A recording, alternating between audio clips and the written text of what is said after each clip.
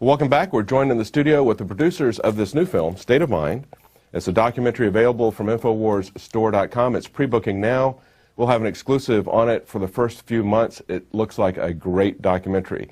And you can get also The American Dream, which is an animated film that explains a lot of the details of the banking system that we're strapped under. And I'm looking forward to really seeing State of Mind. I've just seen some clips from it, but we're going to talk to the producers of that here. We've got Austin Green and Chris Emery joining us here. Now, Austin, you also did editing of the film, is that correct? Yes, that's correct. Yeah. It's a great film. You know, it surprised me a little bit because the first thing we think about when we think of mind control, of course, is what's come to revelation in just the last few years about the CIA experiments after World War II and going on to the current day. But you take a much broader approach to this. Tell us a little bit about that. Well, you know, whenever we first developed the concept for this film, you know, we had several different approaches that we could have gone with it, and we didn't really want to repeat what had been done. There's so many other great filmmakers and artists out there who have put out information like this.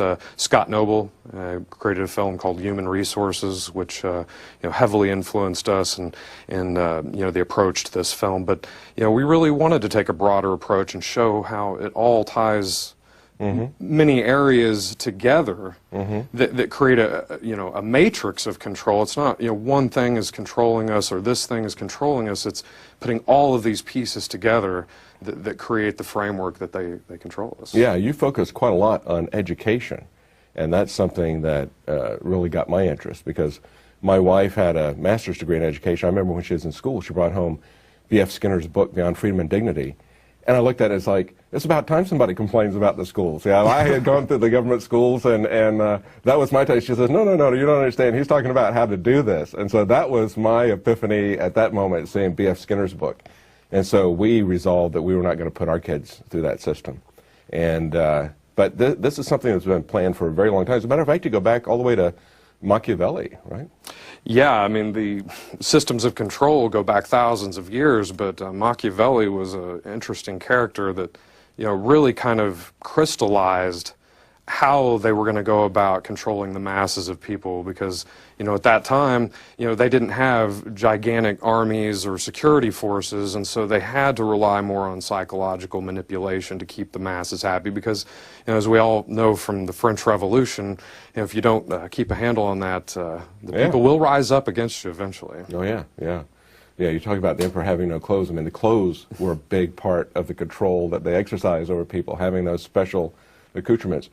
But, you know, we're talking about this now. You guys also worked on A Noble Lie, which is one of my favorite documentaries. I love to see, I knew when it came out, I had seen in the New American testimonies from the general who said this is not the blast pattern that you're going to see from a car bomb or a single bomb, even for that matter. So I knew that it was a false flag operation. I had no idea of everything that was in it that you guys found. Great detective work. Thank you very much. We were very honored to have the opportunity to do that. And basically correlating with this movie, that was more of a microcosm of government corruption. And what we wanted to do with State of Mind, Psychology of Control was take that to the next level and say, we asked ourselves, why aren't people asking questions? Why aren't they awake? Why can't they see the larger picture? So State of Mind, Psychology of Control is actually laying out the tools. It's more of a primer. It's a jump point for the uninitiated. And then, of course, folks like us that understand all this, it comes naturally. But we wanted to open that door for the folks that aren't aware of the principles that from cradle to grave. How are you controlled from education to media to, you know, there is a lot of government corruption going on, whether they want to admit it or not. You know, as the citizen, yes, this is existing and this is how you can handle it. And then we offer solutions. We go that extra step. Yes, absolutely. Yeah, education is, like I said, such a key part of it. Let's take a look at that clip that you've got from the documentary here. The education our children are going to get has nothing to do with education. It is training our children to be resources, human resources, that's the way they refer to us, to spin off profits for the globalists. The greatest barrier to discovery is not ignorance.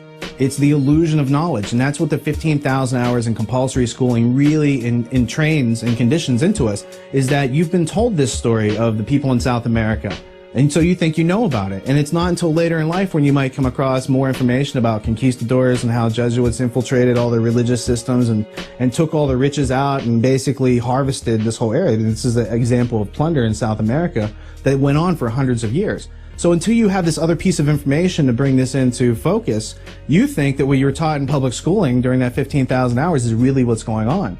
And it's not until you bump up against reality, as George Orwell said, usually on a battlefield, that you have to consider that which you were taught to believe versus the objective evidence that exists. John Taylor Gatto was an award-winning educator in New York who took kids that couldn't even read or write, were headed for prison, and made them top-level students. And then he discovered that he was shut down by the big tax-free foundations so that he couldn't teach the children this information. And he discovered that it was by design that they were dumbing people down to make them subservient biological androids or replicants. That's what we're seen as. But now we're obsolete. We're to be phased down the new robotic systems, the drone aircraft, the drone submarines, the drone ships, the drone robots on the ground. We're all being conditioned, all being acclimated for this. Wow, that was amazing. And that's a good point, too, that you've got some really good people that you talk to. You got J. Edward Griffin, you got Charlotte Iserby that we just saw in that clip. Yeah, I mean, she was a policy advisor for the U.S. Department of Education. I mean, anybody that's researched Charlotte knows that she really knows her stuff. And she pretty much spits it right out there and says that, you know, our school has nothing to do with training us to be critical thinkers or to be independent and self-reliant. It's to train us to be a gear in the machine, the globalist machine that's using us as resources, so they literally farm our energy in that way. And so when you have somebody at her level and her experience, the years of wisdom that she has under her, that's just saying it as plain as day, it's really hard to avoid the obvious fact of what she's saying. The deliberate dumbing down of America. Absolutely. And John Taylor Gatto was another guy that we cover in the movie that really was a pioneer. This guy really took students who had been given up on, the system had given up on these kids, and he was able to turn them into top-level students.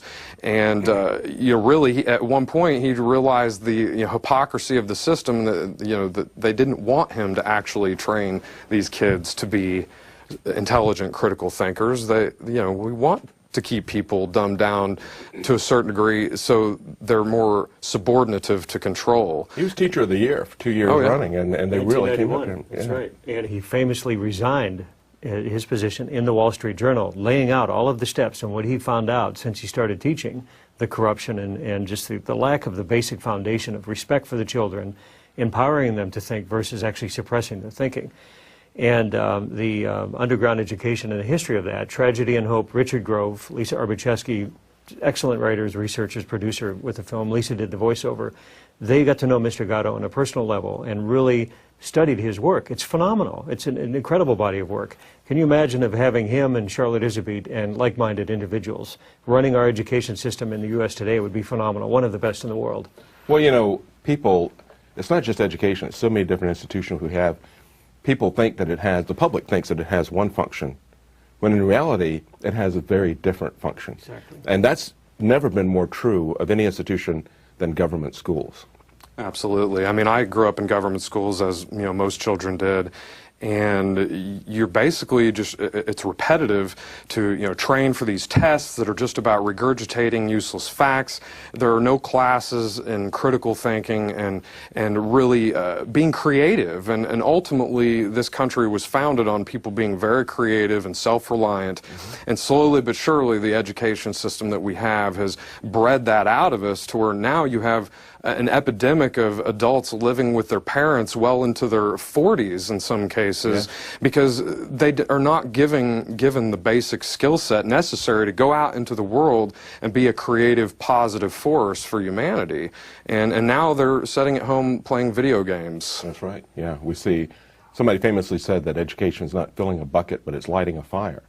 But whenever a fire is lit in a student that's in a government institution, or even in private schools, because the private schools have their curriculum as well as their method of education apes what is done in the government school. So, when you're in this rigid classroom environment, whenever a fire gets lit, it gets extinguished because you've got to move on. The bell rings, you go on to the next class. One of the things John Taylor Gatto used to say, every 50 minutes, the bell rings, you go do something completely different. You can't really ever focus on something. You just keep them scatterbrained. And it's designed that way intentionally. And I went through military basic training and military schools after that, and it's almost a more intense version of what public schools are. And everything is so regimented. You were never given an opportunity to make an autonomous decision for yourself. Every aspect of your life is micromanaged down to when you go take a break and go to the restroom. They don't want you ever having time to stop and, I have a thought process. I can actually create ideas of my own. And, John Rappaport in the film, makes a great point that, that's what the elites do, is they try to convince you that you have no creative power.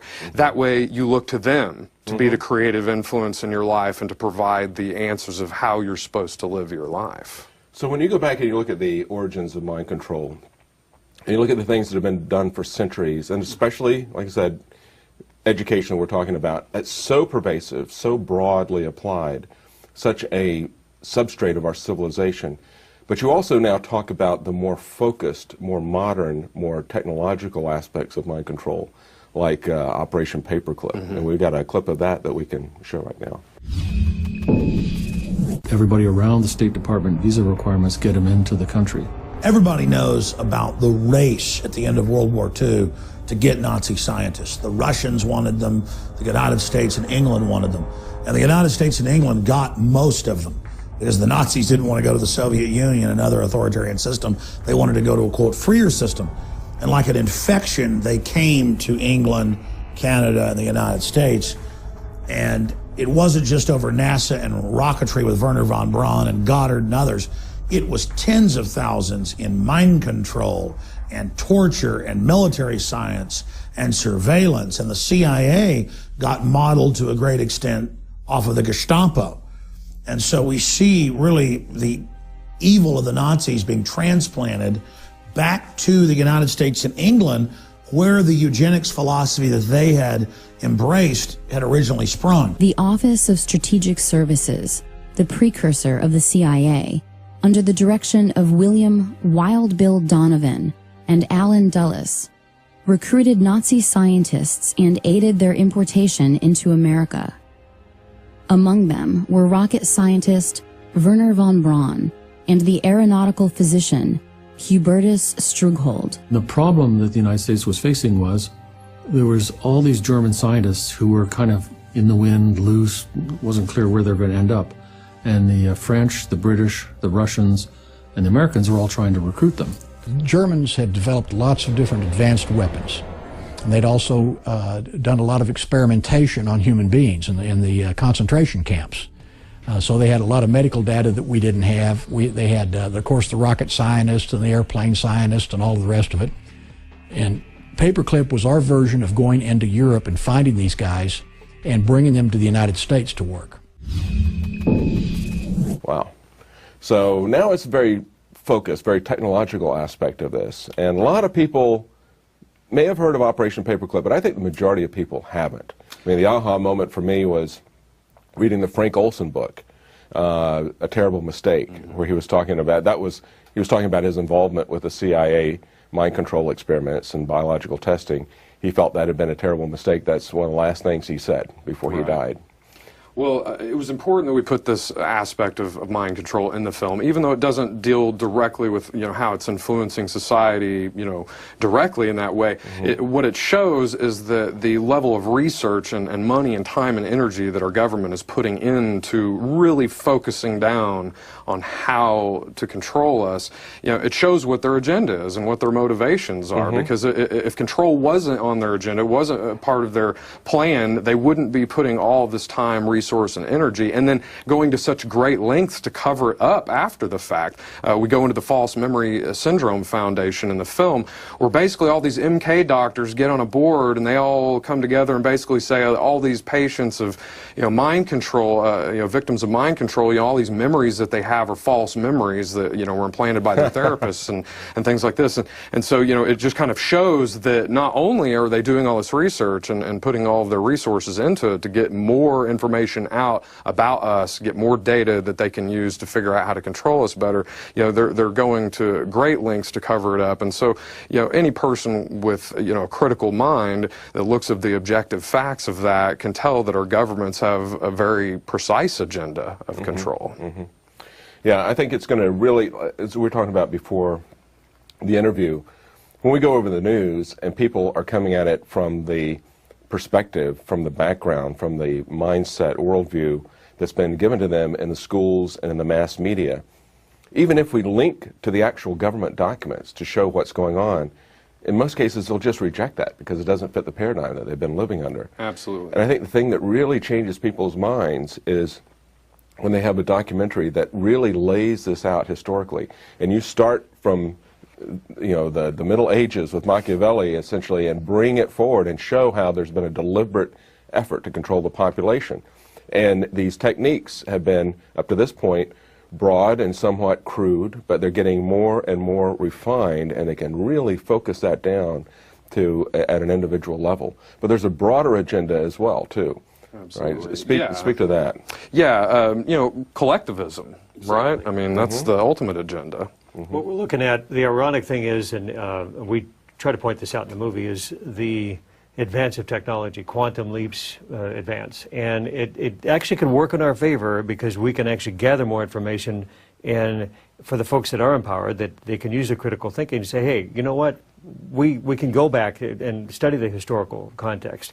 What's going on today? We get this information fast enough, but what is good and what is bad information? And I think it's a level of discernment, and being able to sort things out is what we need to teach our children. They're not getting any of that all in public education. Private schools, possibly some, but we find that even the homeschooling is a good foundation, because you're really stepping out of this context and saying, okay, this is the body of information we have, and again, what's good, what's bad, what's useful, and what do we want to teach our kids? Yes, absolutely. Well, like you said, all the information is out there. The technology is a two-edged sword, and it really is an info war, right?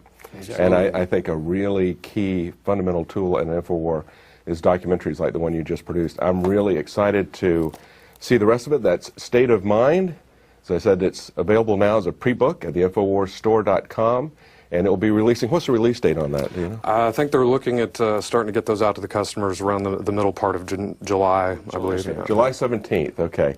So you'll see that on the website if you go to InfoWarsStore.com. It's going to be available for the first several months exclusively at InfoWars.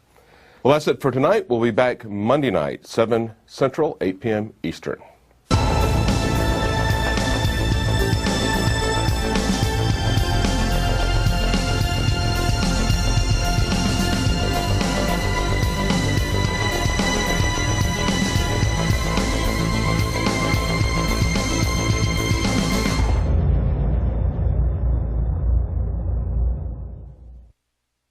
Now you can watch The Alex Jones Show live as it happens at Infowars.com/show.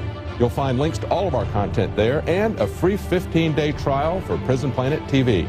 More than 60 movies and documentaries all in one place at Infowars.com/show.